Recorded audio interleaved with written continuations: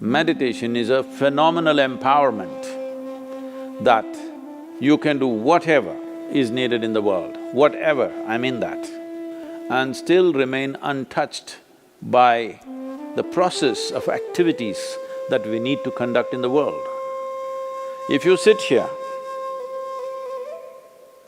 your body is here, your mind is there, who you are is little away. This is the end of suffering, and this is meditativeness.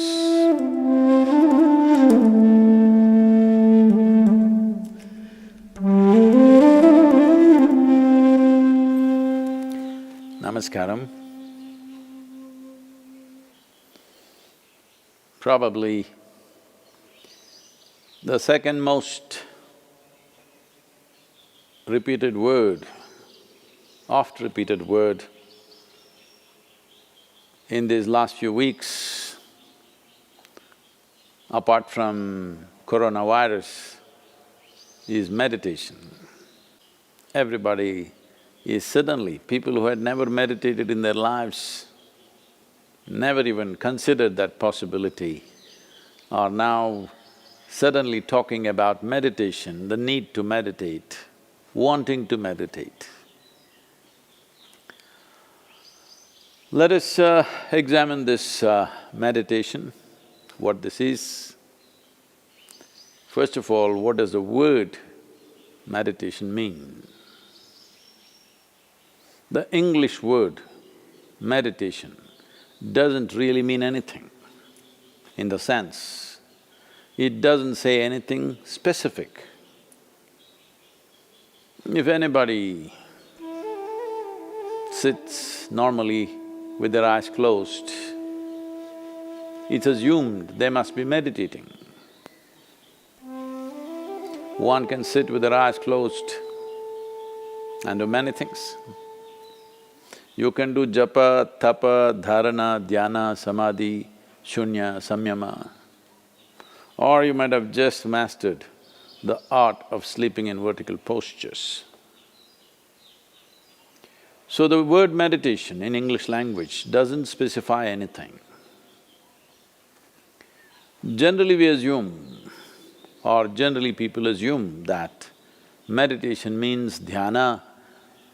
In Tamil Nadu it's dhyanam, if you go little north it's dhyana, if you go really up north it's dhyan. If you go further up it becomes chan, if you go little more east it becomes zen. Same thing. So, what is this dimension that we are trying to describe with this word meditation? One fundamental thing that we need to understand is, you cannot do meditation because meditation is a quality. A quality is a consequence of a certain process. You can initiate a process, you can conduct a process. You cannot conduct a quality. Quality is just a consequence. It is like you want flowers in your garden. You don't sit there and do flower meditation. You know what happened to the flower people If you want flowers in your garden, you don't have to think flowers. You have to think soil, manure, water, sunlight. If you conduct this process of these ingredients properly, flower and fruit is a consequence. But today, the world has become so goal-oriented. Because they're so goal-oriented, they are not interested in the soil, definitely not interested in the manure and all the other things, but they want flowers and fruit. If you want flowers without soil, manure, water and sunlight, well, you will have to settle for plastic flowers. Plastic flowers are very wonderful. Those who think of utility, it serves you in many different ways. It comes with a 5-year guarantee. Flowers are a nuisance. If you keep flowers in your house, you have to look at them at least 5 times in a day, what's happening, are they thriving well or not. But if you keep plastic flowers in your home, 5 years guarantee, unlike your life. If you're alive, there is so much to do. You even have to dodge the virus, invisible virus. But the dead only have to be preserved.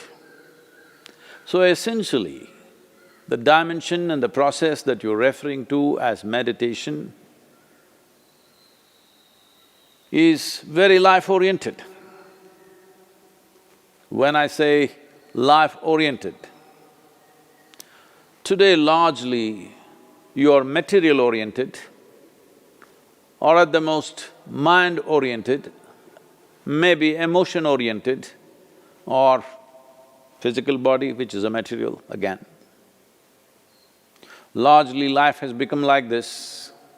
People's idea of life is, if someone says, "my life," you're supposed to understand they're talking about their job. They're talking about the economic condition in the country or in the world, about their car, maybe about their dog, sometimes about their husbands or wives. It could be anything. But the only thing that's truly life is what is throbbing in this. This is life. The rest are arrangements that we have made, hoping that these arrangements will allow us to enhance our life. Whether it's education, career, relationships, marriage, children, wealth, whatever. All these things one is after only in the hope that it will enhance our life. As you know, most people, instead of enhancing their life, largely get entangled with these accessories. Accessories have become larger than the life process. Well, I think in a very cruel way,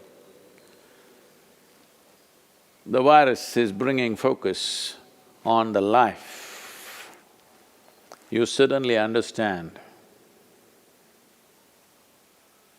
your expensive home has become a prison.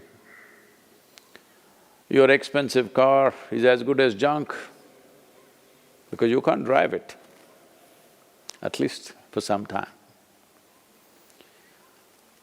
And right now, the world is in a situation where we do not know how long will it take before you're back on the road and swing around a little bit in your automobile? You do not know. So now naturally a whole lot of people are asking all over the world, how to meditate, what should I do? As I said, you cannot meditate, but you can become meditative because it's a quality. If one cultivates their body, mind, emotion and energies to a certain level of maturity, you will be naturally meditative 24 hours of the day. Meditation is not an impairment that if you're meditative, you have to close your eyes and be limited to one place. Meditation is a phenomenal empowerment that you can do whatever is needed in the world, whatever, I mean that. Whatever is needed in the given situation and still remain untouched by the process of activities that we need to conduct in the world. This empowerment or without this empowerment.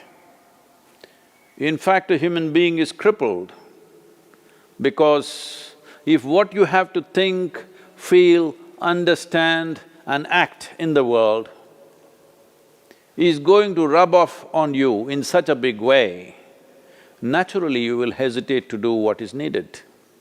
Naturally you will avoid doing things that need to be done. In a way, the moment you are in a state where your own activity and the activity of the world around you and the activity of your mind and your emotion, once they are impacting you every moment of your life, then in some way you will cripple yourself because naturally you would want to keep the scale of your life very limited because activity, thought, emotion, involvement with life can cause enormous amount of suffering. Once there is fear of suffering, knowingly or unknowingly, you will limit the scope and possibilities of your life. Meditation means just this, in a very simple way if we have to put it. If you sit here,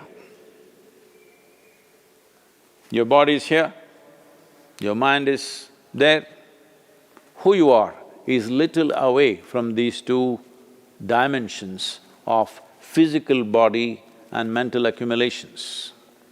These two accumulations of body and mind, if a little space arises between you and this is the end of suffering. And this is meditativeness.